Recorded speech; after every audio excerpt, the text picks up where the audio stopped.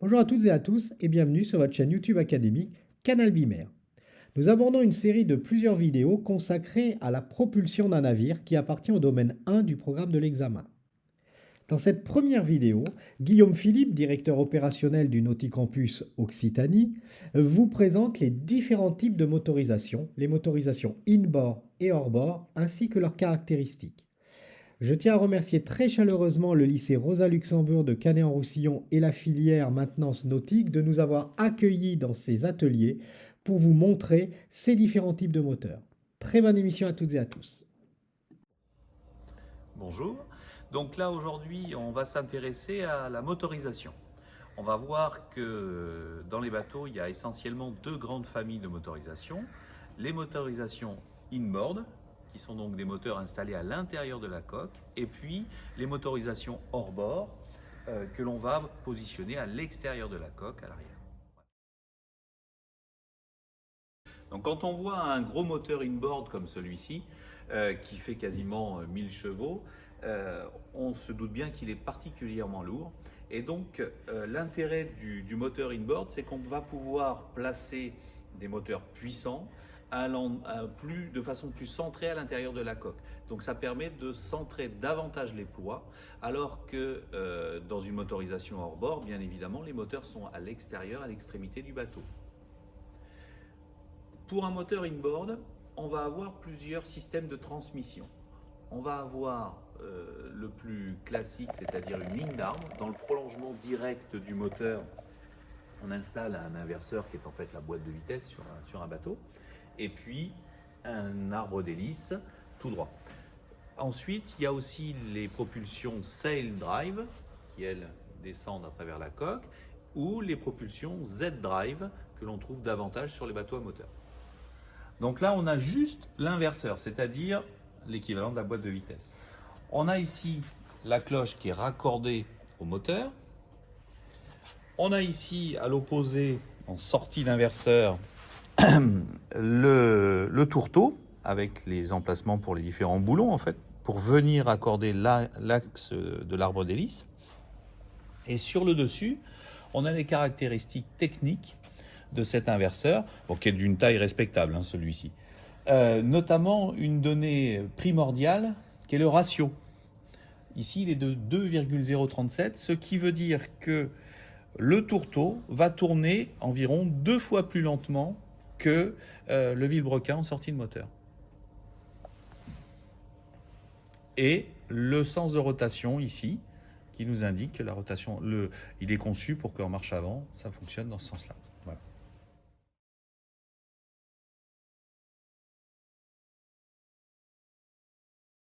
Alors on va commencer par cette maquette qui permet en fait aux élèves du lycée Rosa Luxembourg en maintenance nautique à apprendre à aligner le moteur avec la transmission.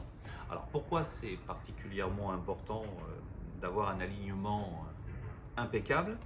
C'est que il faut bien imaginer que l'axe d'hélice là on est à l'intérieur du bateau, il va passer dans un tube qu'on appelle le tube des tambours.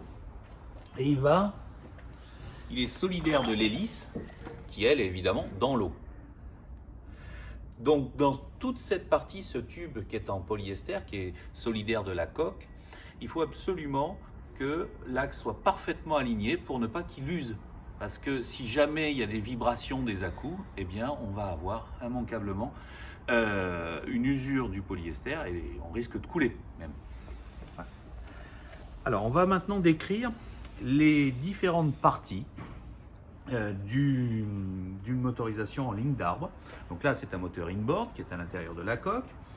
On a ici ce qu'on appellerait dans l'automobile la boîte de vitesse, mais qui dans le nautisme s'appelle un inverseur. Inverseur parce qu'il y a juste une marche avant ou une marche arrière. Ensuite, ici, l'accouplement entre l'inverseur et l'arbre d'hélice, que l'on appelle le tourteau.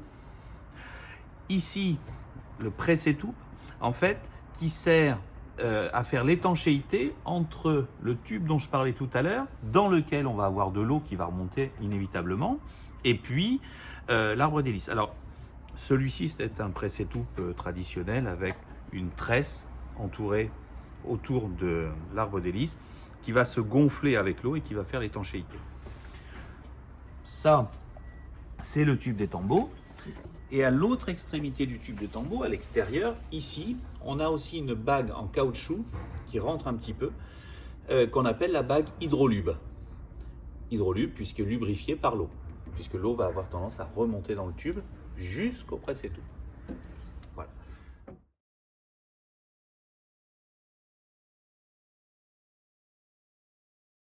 Donc là, un autre type de motorisation inboard, c'est ce qu'on appelle la transmission Z-Drive. Le moteur inboard est placé à l'intérieur de la coque, mais vraiment à l'arrière, tout à fait à l'extrémité. Et la transmission se fait par une cascade de pignonnerie. Elle fait ça, ça, puis ça. C'est pour ça que ça fait un Z, tac, tac, tac. Voilà. Et ça, c'est très courant sur les bateaux à moteur de taille moyenne. L'autre avantage, c'est que cette embase va être reliée à la barre et on va pouvoir diriger le bateau comme on le ferait avec un moteur hors bord que l'on fait pivoter. C'est exactement le même principe. Donc là, sur cette maquette qui sert à la formation des élèves, on a une transmission Z-Drive où on voit bien la proximité entre le moteur inboard qui est placé tout à fait à la poupe et puis la transmission à l'extérieur de la coque en Z. Il manque l'hélice, mais bon, on voit bien le fonctionnement.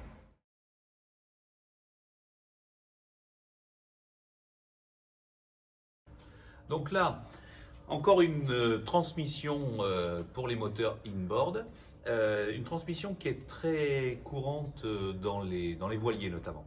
C'est ce qu'on appelle la transmission Sail Drive.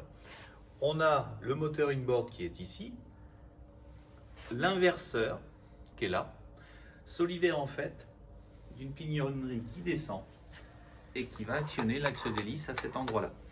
Le joint qu'on voit ici en caoutchouc, il est positionné au fond de la coque. En fait, c'est lui qui assure l'étanchéité et qui permet à la transmission de sortir de l'intérieur de la coque pour aller vers l'extérieur où se trouve l'hélice. Ce joint est à changer régulièrement et source de maintenance importante. Voilà.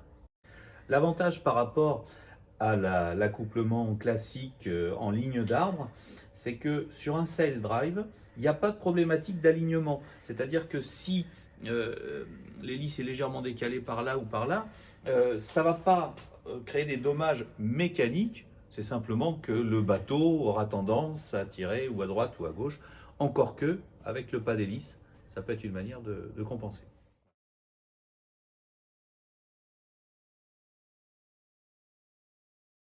Alors un type de bateau dont on n'a pas encore parlé, les jet skis. Les jet skis, ils ont comme particularité de ressembler beaucoup au principe de la moto. On a le moteur qui se situe sous la selle. On a le réservoir de carburant qui est situé là-bas, sous cette partie-là. C'est des moteurs qui fonctionnent à l'essence, qui tournent très vite.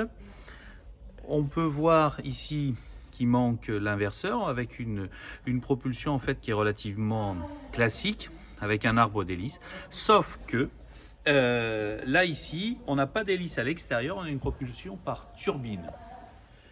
La turbine va en fait mettre en mouvement un flux d'eau qui sera dirigé avec le volant. On peut voir que le guidon tourne, comme sur une moto, c'est pareil. Je dirige le flux d'eau pour exercer une poussée et donc faire pivoter le jet ski. Mais je n'ai aucun risque d'avoir une hélice qui puisse rentrer en contact avec un pied, avec une main d'un baigneur. Donc là, sur cet autre jet, la turbine a été enlevée, mais ça permet de visualiser un petit peu comment ça fonctionne. On a un arbre d'hélice qui arrive depuis le moteur. Alors l'arbre d'hélice, c'est le petit pont rond. Non, je ne vais pas réussir à mettre la main parce que c'est trop loin, mais qui est là-bas.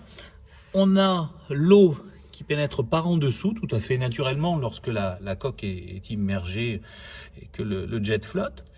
Et à cet endroit-là, en fait, on a une hélice qui va créer le mouvement d'eau, le flux d'eau dont on parlait tout à l'heure. Mais l'hélice est complètement encagée et donc elle est totalement protégée, inaccessible. et ça évite qu'elle touche le fond des cailloux ou qu'elle blesse quelqu'un. Donc là, on a une turbine de jet ski qui est sortie, ce qui permet de voir un petit peu comment ça fonctionne. On a l'arrivée d'eau ici par le dessous du jet, qui est aspirée par la rotation de l'hélice, qui est complètement encapsulée dans sa cage. L'hélice, elle est comme celle-ci, c'est le même type d'hélice. Voilà. Elle va canaliser le flux d'eau sur la partie arrière, qui va rentrer sous pression dans la tuyère. L'eau arrive sous pression dans la tuyère. Et à ce moment-là, en actionnant le guidon, on peut dévier sur bâbord ou sur tribord ce flux d'eau pour changer la direction du jet. Mais on peut aussi, en actionnant ceci, mettre le jet par dessous le jet et à ce moment-là, provoquer une marche arrière. Marche avant comme ceci avec le jet d'eau qui part derrière le jet. Et ici, hop, marche arrière avec le jet qui va sous le jet.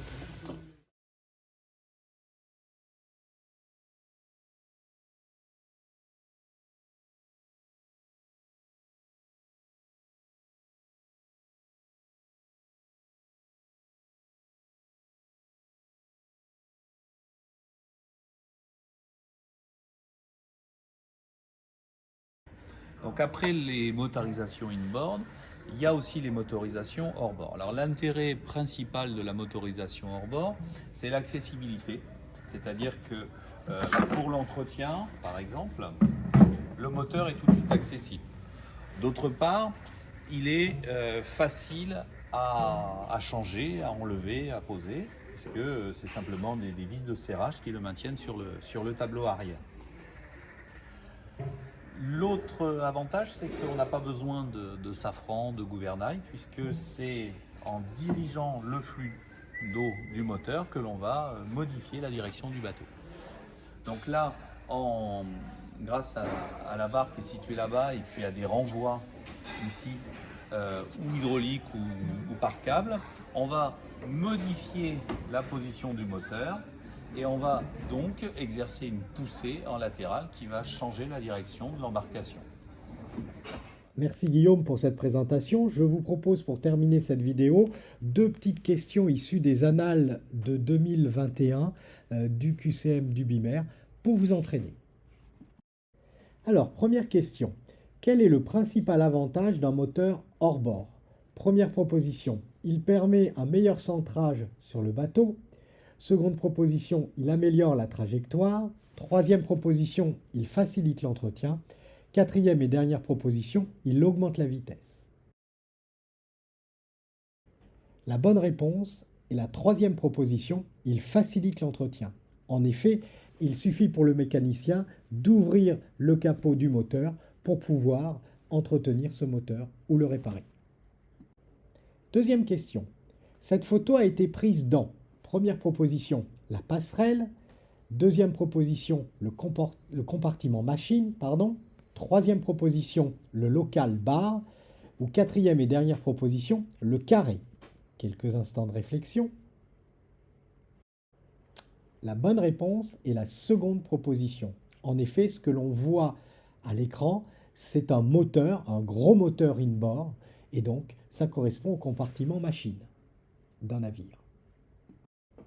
Pour compléter cette dernière image, je vous ai mis à l'écran la photo d'un exemple de moteur 2 temps diesel qu'on dit lent qui peut équiper les plus grands navires de commerce comme les porte-containers ou les immenses vraquiers. Notez la taille de ce moteur, regardez à droite la taille des pistons, des bielles, du vilebrequin que nous allons aborder dans la prochaine vidéo.